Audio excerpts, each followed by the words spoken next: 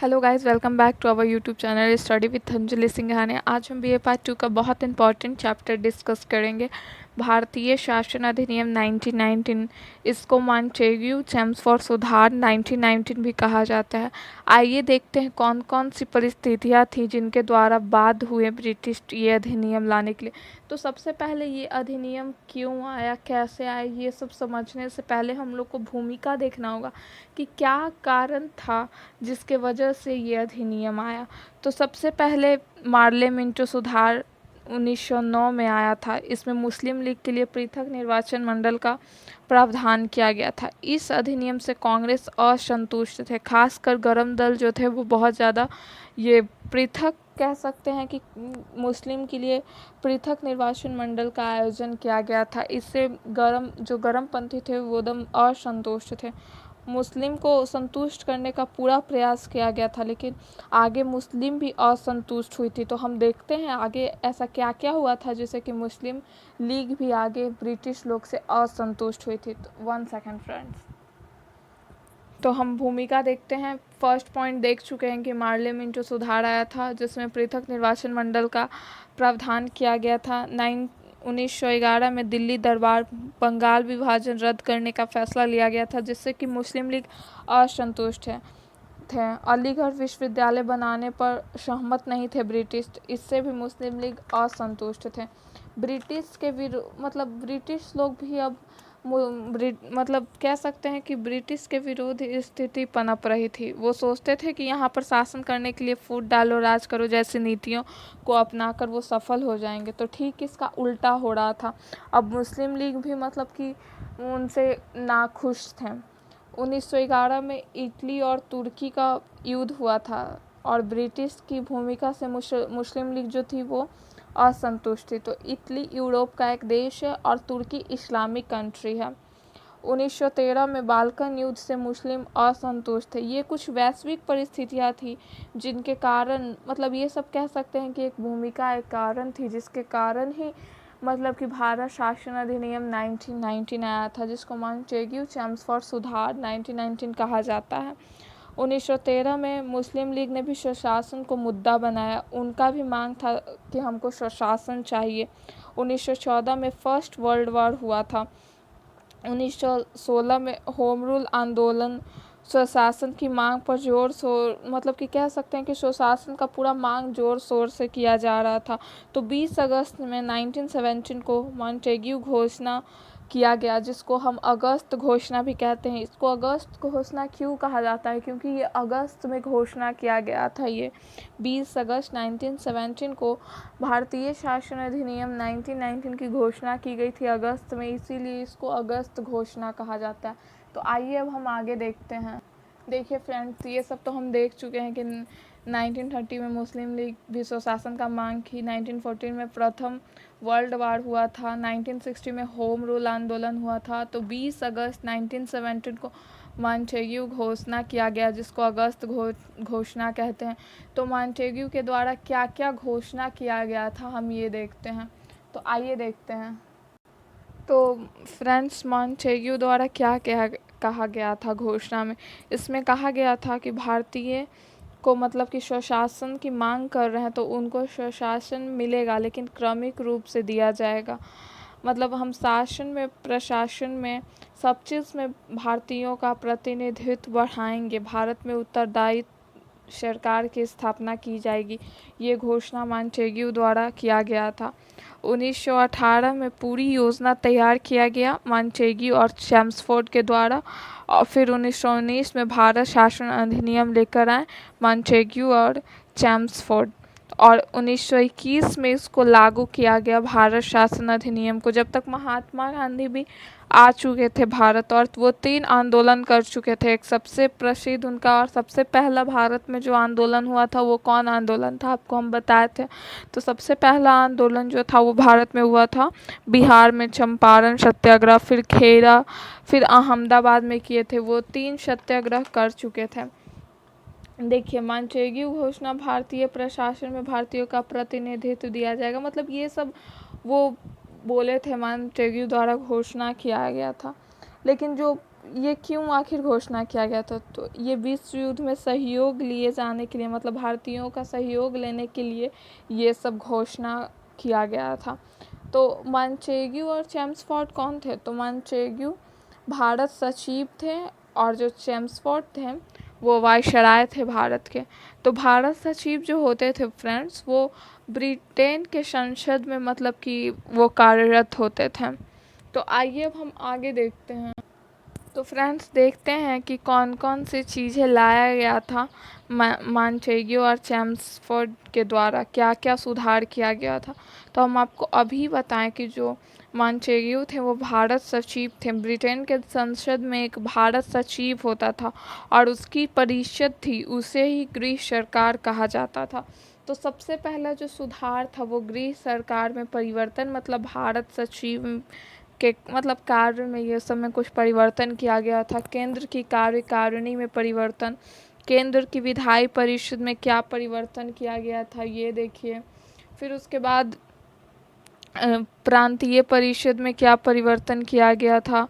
सांप्रदायिक निर्वाचन मंडल, केंद्र सेवा आयोग में ये सब मतलब परिवर्तन किया गया था। फिर हम लोग समीक्षा देखेंगे, तो गृह सरकार में क्या परिवर्तन किया गया था हम ये देखते हैं।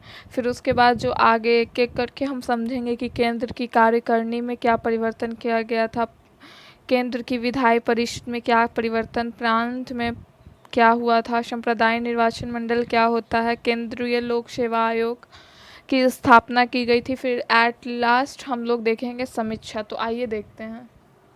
तो फ्रेंड्स मतलब कि जो कह सकते हैं कि क्या परिवर्तन किया गया था भारत सचिव के अधिकारों में, तो देखते हैं। तो सबसे पहला परिवर्तन किया गया था कि उनके अधिकार में तो परिवर्तन किया गया था, शक्ति में कमी की गई थी। तो क्या किया गया था, उनके शक्ति में क्या कमी की गई थी? तो भारत मंत्री परिषद में 8 से 12 सदस्य होंगे, 5 वर्ष की कार्यकाल होगी इनकी, जिसमें से 1/2 सदस्य जो दीर्घकालीन भारतीय क्षेत्र में रह रहे होंगे वो होंगे, मतलब कि आधा सदस्य भारतीय होंगे जो कि यहाँ पे भारत में रह रहे हों बहुत लंबे समय से।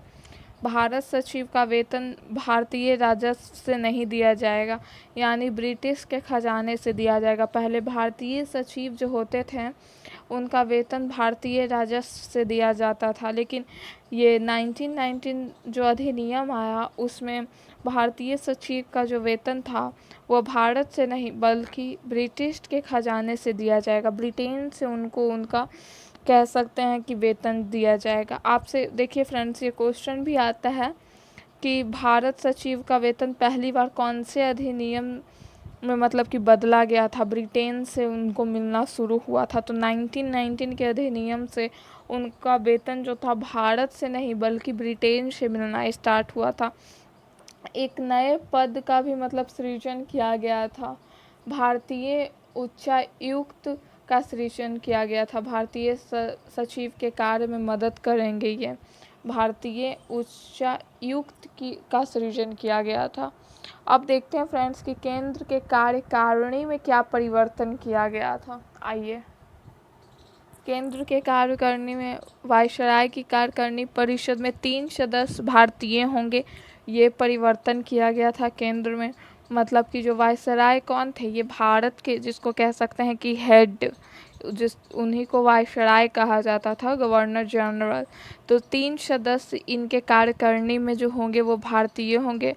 और उनको विभाग कौन कौन सा दिया गया था, तो शिक्षा, स्वास्थ्य, श्रम व व्यापार दिया गया था, उनका विभाग था ये। लेकिन कोई महत्वपूर्ण विभाग नहीं दिया गया था, ये वित्त के बगैर काम नहीं कर सकते थे। एक तरह से कह सकते थे कि ये डिपेंडेंट था ब्रिटिश सत्ता पर ही या ब्रिटिश सरकार पर ही। वायसराय ही केंद्र और प्रांत के लिए कानून बना देती थी। पहले जो वायसराय थी वो कह सकते हैं स्टेट और सेंट्रल दोनों के लिए वो खुद ही कानून बनाती थी, लेकिन यहाँ पर केंद्र और प्रांत में शक्तियों का बंटवारा किया गया और 2 सूची बनाई गई। तो ये भी आपसे क्वेश्चन आएगा कि सबसे पहले मतलब कि सूची का प्रावधान कब हुआ था, तो 1919 में हुआ था।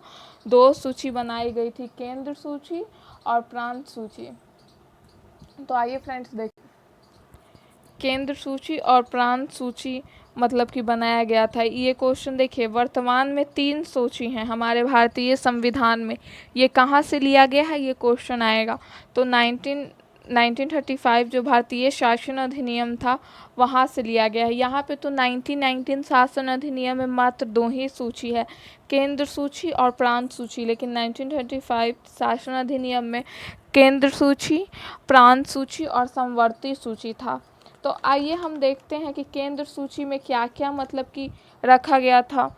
तो राष्ट्रीय महत्व के विषय रखे गए थे, वित्तीय, राजनीति संबंध, विदेशी मामले, डाक, तार आदि, ये सब केंद्र सूची में रखा गया था। अभी भी देखेंगे तो ये सब चीज़ केंद्र में ही रखा गया है। प्रांत सूची में स्थानीय प्रशासन, शिक्षा, स्वास्थ्य आदि ये सब रखा गया था। देखिए फ्रेंड्स, ये वर्तमान से क्वेश्चन आता है कि केंद्र, राज्य सूची ये सब में क्या क्या रखा गया, लेकिन इसको भी थोड़ा सा याद रखना ज़रूरी है, क्योंकि लॉजिकल रूप से याद रखने में क्या बुराइयाँ हैं। ये सब लिखेंगे तो देखने में और हमारे नॉलेज के लिए ही अच्छा है। और जो देखिए, जो केंद्र सूची था उसमें जो मतलब मामला था वो तो रखा ही गया था, और जो राज्य सूची था वो उसमें स्थानीय प्रशासन, शिक्षा, स्वास्थ्य आदि ये सब रखा गया था।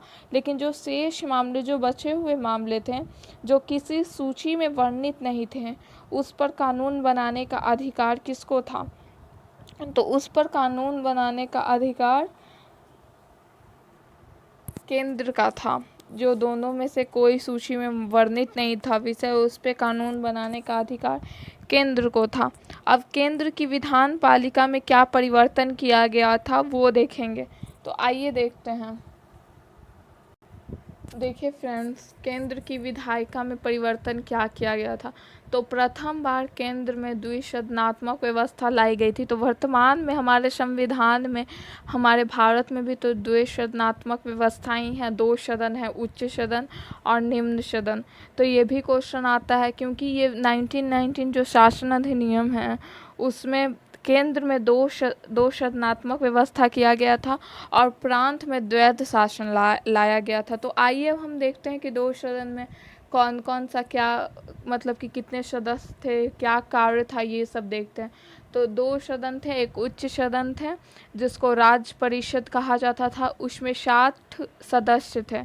60 सदस्य में से 26 का मनोनीत होता था, जो 26 सदस्य थे उनका मनोनीत होता था, और 34 निर्वाचित के द्वारा, मतलब कि उनको मतलब कह सकते हैं कि वो निर्वाचन के द्वारा लाए जाते थे, निर्वाचित होकर आते थे। 20 समान निर्वाचन, मतलब समान निर्वाचन में 10 मुस्लिम निर्वाचन और 3 यूरोपियन विशेष और 1 सिख विशेष। तो ये भी क्वेश्चन आता है कि सिख के लिए हम कह सकते हैं कि सिख के लिए कौन से अधिनियम द्वारा सिख पृथक निर्वाचन क्षेत्र का प्रावधान किया गया था। तो 1919 शासन अधिनियम में सिख का पृथक निर्वाचन क्षेत्र का प्रावधान किया गया था। तो आइए आगे देखते हैं हम। देखिए फ्रेंड्स, यहाँ पे आपको नहीं समझ में आया होगा तो एक बार हम और बता देते हैं कि राज्य परिषद में 60 सदस्य थे। 60 सदस्य में से 26 का मनोनीत किया गया था, और जो 34 थे उसमें से 20 समान निर्वाचन के द्वारा आए थे और 10 मुस्लिम निर्वाचन के द्वारा आए थे, और जो 3 थे वो यूरोपियन विशेष हैं। तो 34 में से 20 गया समान निर्वाचन में, 10 मुस्लिम निर्वाचन में, जैसे कि आगे देखिए 10 मुस्लिम निर्वाचन में, और कह सकते हैं कि जो 3 थे वो यूरोपियन विशेष और 1 सिख विशेष। तो हो गया ना 60, 26 मनोनीत, 34 निर्वाचित, उसमें से 20 समान निर्वाचन के द्वारा आए थे और 10 मुस्लिम निर्वाचन मंडल के द्वारा आए थे, 3 यूरोपियन विशेष थे और 1 सिख विशेष थे। तो आइए अब हम आगे देखते हैं निम्न सदन के बारे में। देखिए फ्रेंड्स, निम्न जो सदन था उसको केंद्रीय विधानसभा कहते थे। उसमें 143 सदस्य थे, लेकिन एनसीईआरटी में 144 सदस्य भी लिखा हुआ रहता है। वैसे हम अनुमानित लगाते हैं कि 143 सदस्य थे, और उनके कौन कौन मतलब कि कहाँ कहाँ से आए थे मनोनीत के द्वारा। समान मुस्लिम, कह सकते हैं कि मुस्लिम विशेष से सिख विशेष ये सब के द्वारा उनका मतलब कि हम देखते हैं आगे। तो 143 सदस्य का हम कह सकते हैं कि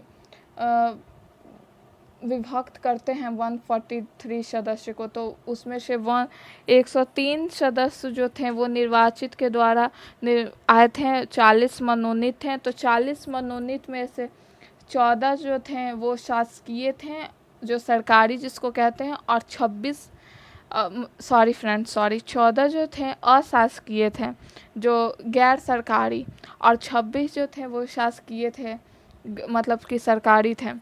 और 103 जो निर्वाचित क्षेत्र से आए थे, उसमें से 51 सदस्य सामान्य थे, 30 सदस्य मुस्लिम थे, उनके लिए मतलब सीट रिजर्व किया गया था, 2 सिख के लिए, और जो 20 थे वो विशेष निर्वाचन था, उसमें से 9 सदस्य यूरोपियन थे, 7 सदस्य जमींदार थे, और वाणिज्य से 4 सदस्य थे। तो ये सब थोड़ा देख लीजिएगा फ्रेंड्स, वाणिज्य से 4 सदस्य थे। तो ये आपको नहीं समझ में आया होगा, बस हम एक सिंपल सा आपको हम एक ओवरव्यू देते हैं कि निम्न सदन को केंद्रीय विधानसभा कहा जाता था। उसमें 143 सदस्य थे। कहीं कहीं एनसीईआरटी में 144 सदस्य लिखा हुआ रहता है, लेकिन यहाँ पे वर्गीकृत हम 143 सदस्य से ही किए हैं, इसीलिए हम 143 सदस्य के बारे में, ऐसे दोनों ऑप्शन, दोनों में से कोई भी आ जाएगा तो आप टिक लगा दीजिएगा। 143 सदस्य में से 103 सदस्य निर्वाचन के द्वारा आते थे, 40 मनोनीत होते थे, और 40 मनोनीत में से 14 जो थे वो अशासकीय थे, मतलब गैर सरकारी थे, और 26 जो थे वो शासकीय मतलब सरकारी थे। और देखिए मनोनीत तो देख लिए कि 14 अशासकीय, 26 शासकीय थे। और अब हम देखेंगे कि निर्वाचित मतलब निर्वाचन के द्वारा जो आते थे उसमें से कौन कौन से सदस्य थे। तो जो 51 सदस्य थे वो सामान्य थे, 30 सदस्य मुस्लिम थे, 2 सिख, और 20 विशेष निर्वाचन के द्वारा आते थे। तो विशेष निर्वाचन में यूरोपियन, जमींदार, वाणिज्य ये सब को रखा गया था। तो यूरोपियन 9 सदस्य थे, और 7 सदस्य जमींदार थे, और 4 जो सदस्य थे वो वाणिज्य से आए थे। तो फ्रेंड्स देखिए ये तो हम देख लिए हैं। अब एक यहाँ पे टॉपिक था कि पृथक निर्वाचन क्षेत्र और पृथक निर्वाचन मंडल में अंतर क्या होता है। हम लोग पहले देखें कि मुस्लिम लीग के लिए मार्ले मिंटो जो एक्ट आया था उसमें मुस्लिम के लिए पृथक निर्वाचन मंडल का मतलब कि प्रावधान किया गया था। तो पृथक निर्वाचन मंडल, अब आप सोचिएगा कि पृथक निर्वाचन क्षेत्र भी तो अभी भी है, लेकिन क्षेत्र और मंडल में बहुत अंतर होता है। पृथक निर्वाचन क्षेत्र में जो होता है वो मतलब कि क्षेत्र भी आरक्षित होता है, प्रत्याशी भी आरक्षित होते हैं, और वोटर भी आरक्षित होता है। मेरे कहने का ये मतलब हुआ कि उस क्षेत्र में मुस्लिम के लिए जो कह सकते हैं कि पृथक निर्वाचन मंडल का प्रावधान किया गया था, तो उस क्षेत्र से भी मुस्लिम ही चुनाव में खड़े होंगे, और मतलब कि कह सकते हैं कि वोटर जो वोट डालेंगे वो भी मुस्लिम ही होंगे, कोई अदर नहीं डाल सकते हैं वोट। लेकिन हमारे प्रेजेंट संविधान में क्या है, पृथक निर्वाचन क्षेत्र जिसमें कोई सीट रिज़र्व किया जाता है, ओबीसी, एससी ये सब के लिए रिज़र्व किया जाता है। वो मतलब कि कह सकते हैं कि उस वर्ग से एससी या ओबीसी ये सब वर्ग से कह सकते हैं कि प्रत्याशी मतलब खड़े होते हैं चुनाव में। लेकिन ऐसा नहीं है कि वोट बस उसी वर्ग के लोग डालते हैं, वोट उसमें सब लोग डाल सकते हैं। लेकिन पहले क्या था, जो मुस्लिम लीग के लिए प्रावधान किया गया था उसमें पृथक निर्वाचन मंडल था, मंडल, और ये क्षेत्र है जिसमें कि बस रिजर्व किया रहेगा क्षेत्र।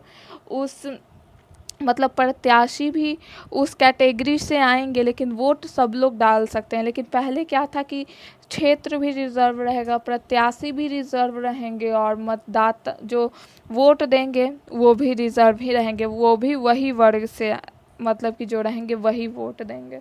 तो आपको समझ में, आई होप कि आपको समझ में आ गया होगा कि पृथक निर्वाचन क्षेत्र और पृथक निर्वाचन मंडल में क्या अंतर होता है।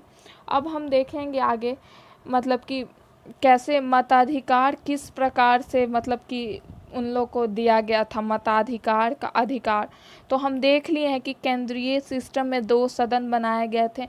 ये क्वेश्चन भी आता है कि मतलब कि फर्स्ट टाइम ये प्रावधान किया गया था कि केंद्र में 2 सदन बनाया गया था, उच्च सदन और निम्न सदन। ये केंद्र की बात है, और उच्च सदन को राज्य परिषद कहते थे और निम्न सदन को केंद्रीय विधानसभा कहते थे।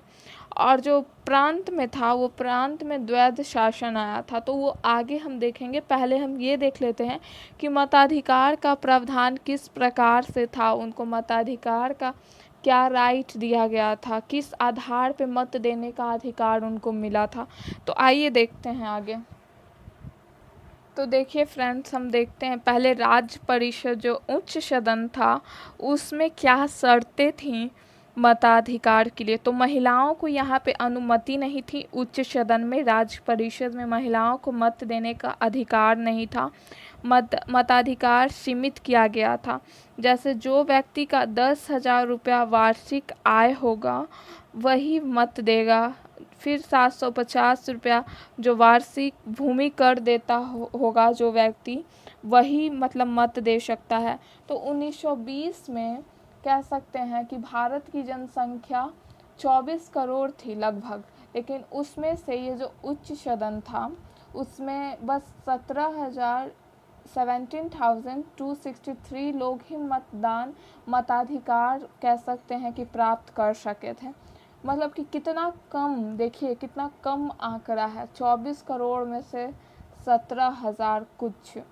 और प्रत्याशी को विधानमंडल का, प्रत्याशी के लिए भी कुछ शर्तें थीं कि प्रत्याशी को विधानमंडल का अनुभव होना चाहिए और विश्वविद्यालय के सीनेट वो रहे हों, ये था कह सकते हैं कि शर्त प्रत्याशी के लिए।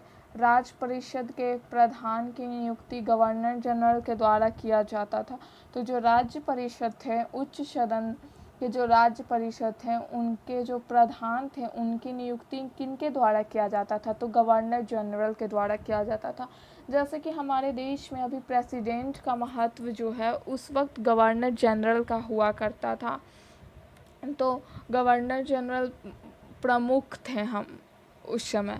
तो वो राज्य परिषद के प्रधान की नियुक्ति मतलब उनके द्वारा किया जाता था। अब हम आगे देखते हैं कि केंद्रीय विधानसभा में मताधिकार का क्या प्रावधान था।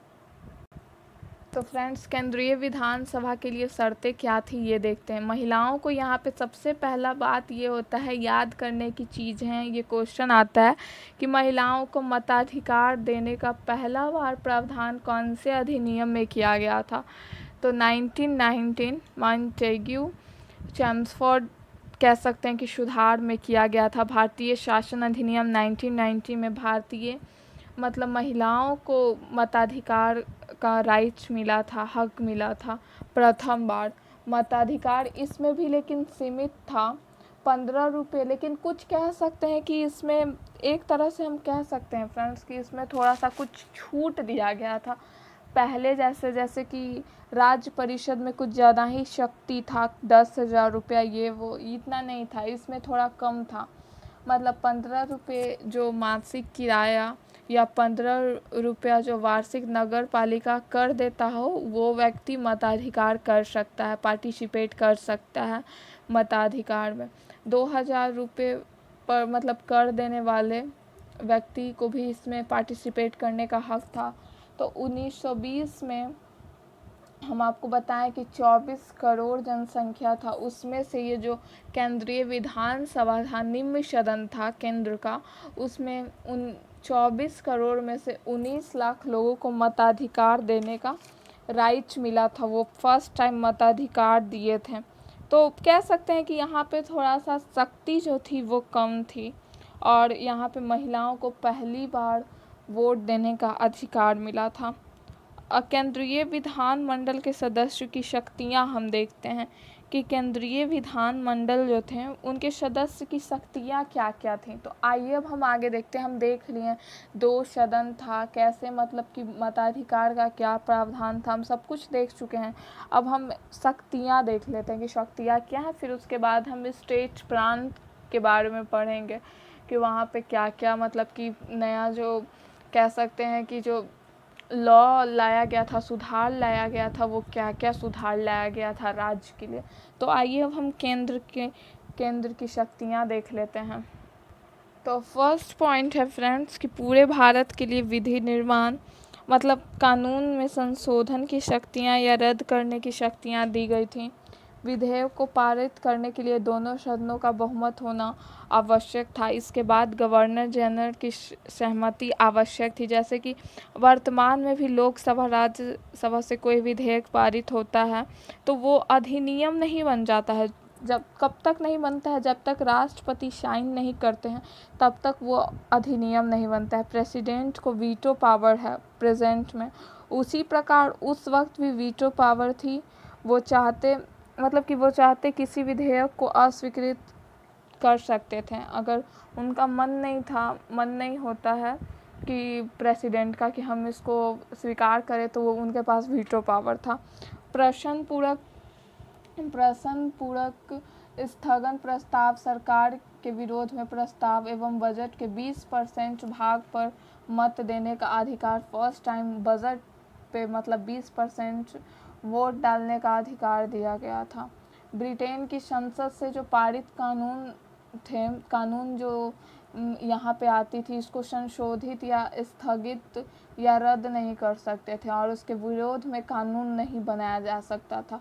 कुछ प्रस्ताव केवल गवर्नर जनरल की पूर्व अनुमति से ही रखी जा सकती थी। तो ब्रिटेन की संसद से जो पारित कानून में संशोधित नहीं कर सकते थे, मतलब कि कह सकते हैं केंद्रीय विधानमंडल ब्रिटेन से जो कानून बन के आया उसमें कोई संशोधित नहीं कर सकते थे, न उसको रद्द कर सकते थे और उसके विरोध कोई कानून नहीं बना सकते थे। और एट लास्ट पॉइंट यही है कि कुछ प्रस्ताव केवल गवर्नर जनरल की पूर्व अनुमति से रखी जा सकती थी। जैसे कि वर्तमान में भी प्रेसिडेंट की अनुमति से ही कुछ विधेयक रखे जाते हैं। गवर्नर जनरल 6 मंथ के लिए अध्यादेश जारी भी कर सकते थे। तो फ्रेंड्स ये था केंद्र के बारे में। अब हम प्रांत के बारे में देखते हैं।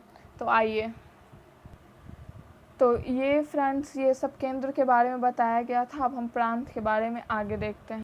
तो प्रांत में क्या प्रणाली आया था, तो द्वैध शासन स्थापित किया गया था। गवर्नर प्लस मनोनीत परिषद सदस्य ये थे फर्स्ट, और गवर्नर प्लस चुने हुए सदस्य जो भारतीय मंत्री होते थे। तो जो गवर्नर के द्वारा मनोनीत जो सदस्य होते थे वो उत्तरदायी नहीं होते थे, और जो गवर्नर द्वारा चुने हुए भारतीय मंत्री होते थे वो उत्तरदायी होते थे।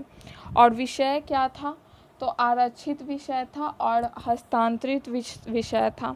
तो आरक्षित विषय में क्या क्या था, स्थानीय प्रशासन, शिक्षा, स्वास्थ्य आदि ये सब था। जो गवर्नर और चुने हुए सदस्य से जो कह सकते हैं कि भारतीय लोग थे, उनका जो हस्तांतरित विषय था वो इसमें भी प्रांत में भी इतना इम्पोर्टेंट उनको विषय नहीं दिया गया था, विभाग नहीं दिया गया था।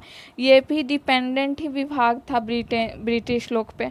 और जो कह सकते हैं कि आरक्षित विषय था जिस पे गवर्नर और उनके द्वारा मनोनीत परिषद के सदस्य द्वारा क्या क्या कि आरक्षित विषय में रखा गया था, तो राजस्व, न्याय, पुलिस आदि जो मेन इम्पोर्टेंट जो कह सकते हैं कि जो चीज़ें हैं वो खुद ब्रिटिश सरकार रख लेती थी। और जो कह सकते हैं कि उतना महत्वपूर्ण नहीं है, कि पैसा, इकोनॉमिकली ये सब के विदाउट उनके सहमति से कोई कार्य नहीं कर सकते थे, क्योंकि डिपेंडेंट था। राजस्व, न्याय, पुलिस ये सब तो उनके पास था, तो ये क्या कर पाते। स्थानीय प्रशासन, शिक्षा, स्वास्थ्य ये सब में उतना कुछ महत्वपूर्ण नहीं दिए थे। वो जितना भी महत्वपूर्ण विभाग था वो ब्रिटिश सरकार खुद रखे हुए थे। अब फ्रेंड्स हम संप्रदाय निर्वाचन को हम आगे बताए थे कि संप्रदाय निर्वाचन को बढ़ावा दिया गया था। इसमें सिखों, यूरोपियन, ईसाई, एंग्लो इंडियन को पृथक सीटें का प्रावधान किया गया था। केंद्रीय लोक सेवा आयोग का आयोजन किया गया था। एक सेकंड फ्रेंड, संप्रदाय निर्वाचन को बढ़ावा दिया गया था। सिखों, यूरोपियन, ईसाई, एंग्लो इंडियन को पृथक सीटें प्रदान की गई थी। केंद्रीय लोक सेवा आयोग यूपीएससी की स्थापना 1926 में स्थापित किया गया था। और इसी वक्त 10 वर्ष बाद 1929 में एक जांच आयोग गठित किया जाएगा जो इस अधिनियम के प्रभावों की जांच करेगा। इसी वक्त ये कह दिया गया था कि मतलब 10 साल बाद एक कह सकते हैं कि एक आयोग आएगा जो 1919 अधिनियम है उसका जांच करेगा कि मतलब क्या इस सही से ये चल रहा है या फिर इसमें कुछ कमियां हैं, ये सब की जांच करेगा। लेकिन ये 2 वर्ष पूर्व ही 1927 में साइमन आयोग का गठित किया गया था। इसमें कोई भी भारत के बारे में था, भारत में के बारे में था कि यहाँ पे क्या सही से हो रहा है, नहीं हो रहा है, जांच करना था। लेकिन यहाँ पे भारत के कोई लोग ही नहीं थे। इसमें साइमन आयोग में भारतीय सदस्य एक भी नहीं थे, बस ब्रिटिश सदस्य थे। तो इसका विरोध किया गया था, नारा लगाया गया था साइमन गो बैक। तो ये 2 वर्ष पूर्व आ गई थी इसमें। और इसमें कमियां भी ये थी कि इसमें भारतीयों को नहीं रखा गया था। इसी विरोध में लाला लाजपत राय को लाठी लगने की वजह से चोट लग गई थी और उनकी मृत्यु हो गई थी। साइमन आयोग का ही विरोध कर रहे थे लाला लाजपत राय, जो कि आपको पता है गरम दल के नेता थे। तो विरोध कर रहे थे, तो लाठी लगने की वजह से इनको चोट लग गई थी और इनकी मृत्यु हो गई थी। तो आपसे ये भी क्वेश्चन आएगा कि किस अधिनियम में साइमन आयोग के गठन का प्रावधान किया गया था। तो 1919 में ही कर दिया गया था। मतलब इसको 1919 में ही ये मतलब घोषणा किया गया था कि 10 साल बाद एक आयोग आएगा जो इस कह सकते हैं कि इस अधिनियम के प्रभावों की जांच करेगा कि सही से ये चल रहा है, नहीं चल रहा है, इसमें क्या कमियां हैं, नहीं। तो ये सब देखने के लिए, लेकिन ये 2 साल पूर्व ही आ गया, 1927 में ही आ गया था। तो इसका विरोध किया गया था। ये सब आपको हम बता दिए। अब आपसे एक क्वेश्चन आएगा फ्रेंड्स कि 1919 का जो कह सकते हैं कि भारतीय शासन अधिनियम आया था उसका आलोचनात्मक व्याख्या कीजिए। तो हम आपको पहले ही बता चुके हैं कि देखिए, अगर आलोचनात्मक व्याख्या है तो ऐसा नहीं है कि आलोचना हम भर देंगे पूरा 2-3 पेज में, बस आलोचना ही भर देंगे। आलोचना आया है तो उसमें कुछ सब चीज़ एक सिक्के के 2 पहलू होते हैं। उसमें बुराइयां हैं तो अच्छाइयाँ भी हैं। तो ऐसा नहीं है, अगर बुराइयाँ अगर पूछ रहा है आलोचना कीजिए तो सबसे पहले आप 30% उसके बारे में अच्छाई लिखिए, फिर उसके बाद फिर बुराइयाँ 70% लिखिए।